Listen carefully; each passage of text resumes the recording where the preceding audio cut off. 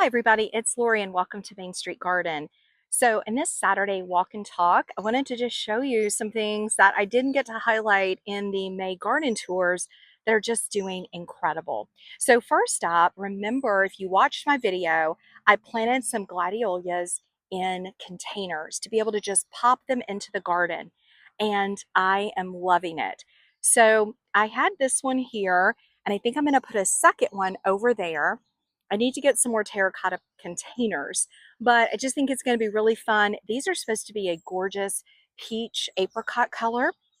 The next thing I want to show you is this is an Eden Climber rose.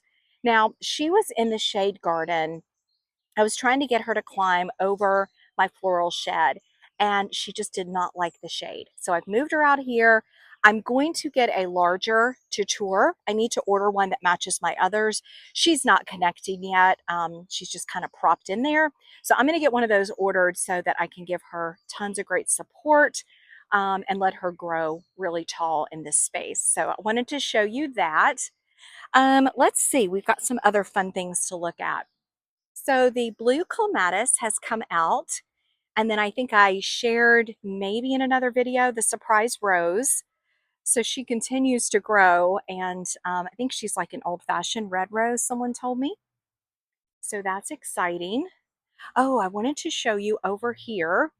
So these are some dahlias, and I'm positive this is a dahlia I grew from seed in from my garden, and I've got little buds already.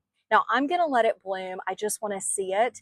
I've got 3 blooms. I want to see the colors, the pattern, what she kind of looks like, and then I will cut her pretty deep so that she starts branching and we get more blooms. But I'm really excited. Look at these sweet buds. So there's 3 of them. This is one that from seed. Now you can see I've got some slug damage. I've ordered some Sluggo, but for some reason, this seedling, super hardy. They all have done great, but this one really grew strong and healthy to begin with. So I thought that was a nice surprise today. Now I wanted to show you over here, the dahlias are just taking off. They love this sunny spot. I'm sure I overplanted these, and then the ones in the stock tank are also doing great. Now you can see I have more glads down here. These are more the traditional red and those colors. I am going to get some terracotta containers to pop them in. I think these will be really fun for the holidays. But I wanted to show you here, we've got our first little, the camera will focus, we've got some little tomatoes. I've got 3 in there. So some of the first tomatoes in the garden, which is always fun. The strawberries are still coming along. I do need to work on these strawberries at the end of this season. I probably need to get some fresh plants. I've talked about this plant. It is not producing much, and I may even replace it this season. It's my original, so it's going on its third year. This is the one I got for $20 at Lowe's. She continues to just shine and is growing. She's supposed to get huge, so I'm excited to see what happens. And then look at this surprise in the garden. This is a lupin, and I started these from seed 2 seasons ago, and they just had foliage. They did not bloom, and I thought, oh well, probably need to give up on them. But they came back and they're gorgeous. Now, they can set seed and get kind of invasive, I guess. So I am going to make sure that I cut the seed pods so that it doesn't form. I also had a purple one and she's already bloomed. So we're just going to make sure that that doesn't happen. So then I wanted to show you also, well, let's take a look first at this container. I just couldn't be happier with this container this year. I've probably again overplanted. I do need to come in and deadhead that little sweet dahlia. This salvia, I had to cut it back. This is kind of like playing the blues, but it's a red burgundy. And she's just come full circle right back out, which is great. All the different colors, I think, are just really, really beautiful. So the only thing with this is I will have to deadhead it to keep getting blooms. But I wanted to give you an update on this container. Now, the other thing I want to do today is show you some of the roses in the garden. It's almost rose season, and they are starting to pop. So first, this is the rolled doll. This is the rose that I had to transplant, and it has always been one of my favorites. Now, I do have a branch that looked like it was dead at the bottom, but it's coming out, so I'm going to leave it for now. I did get some transplant branches that died. We also, as soon, like 2 weeks after I moved it, we got an incredibly cold front that came through, and of course, I was not expecting that. I did cover the rose, but it's still, I think it kind of went into shock. But it's coming out, and it's just one of my favorites. So beautiful. Now, the blooms are smaller than usual, and I expect that this year. I think they'll just be a little smaller, and then over, next year, it will really take off. Now, this is a rose that was new for me last year, and if you know the name of it, let me know. I need to look it up. Sweet little pink blooms. These are the first blooms of the season. She really slept last year, so it looks like she's waking up, and I really hope she kind of fills in this space. I do have some salvia next to her. Salvia with your roses is supposed to be really good. And then over here, we have the Oh So Easy Rose by Proven Winners. Now, I also had to move this rose, and she's interesting. She's almost got two roses in one, but I think they'll grow together. But look at these sweet roses. So if you're looking for a gorgeous, sweet little rose, I love this one. You don't have to deadhead it. I usually do just because I like my garden to be pretty neat. So, and then behind her, I have some of those gladiolus because I just thought that would be such a pretty combination once they come out. Now, the dahlias in the containers in the back, you may not have seen that video yet, but they are doing great. So I wanted to make sure that you could see some of my peonies in bloom. They all weren't in bloom during my tours. And let me get her out of the sun a little bit. There we go. Such a beautiful. This is my last to bloom peony. She is a true pink, really beautiful. And she has done okay. I think this year I will move her because she gets filtered sun, but it's time to divide and move her. And so that will be a fall project. And then I'll probably put a hydrangea in her place. Again, this area is now become really shady, and I am going to want to make sure that she's in the sun and thrives. She's also large enough that I can divide her. All right, now the showstopper right now is absolutely this white peony. This is just kind of your traditional white, but look at this. There's 4 buds on this one. Now this is the time where you could cut and this would open up indoors. So beautiful. Probably before we're gonna get some rain on Wednesday, I'm gonna cut these and make a bouquet because they are not gonna last through rain. Let me kind of block that one and show you. Aren't those beautiful?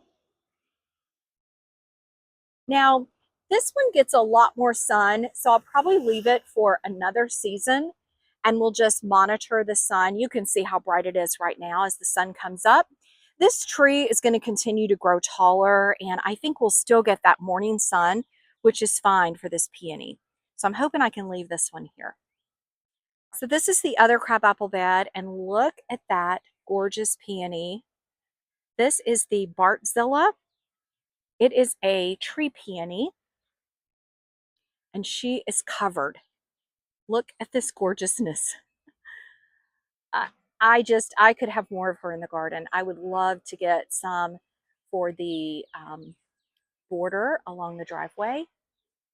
What's great about this peony as well is the foliage. It's so beautiful, and it just stays like this through the growing season. It doesn't burn, it doesn't get droopy. It's just beautiful. Now I've got a bunch of buds around the back, so my neighbor gets to enjoy this view. Aren't those beautiful? And she's still got more to open up. Well, let's walk on up the border here and look at this clematis.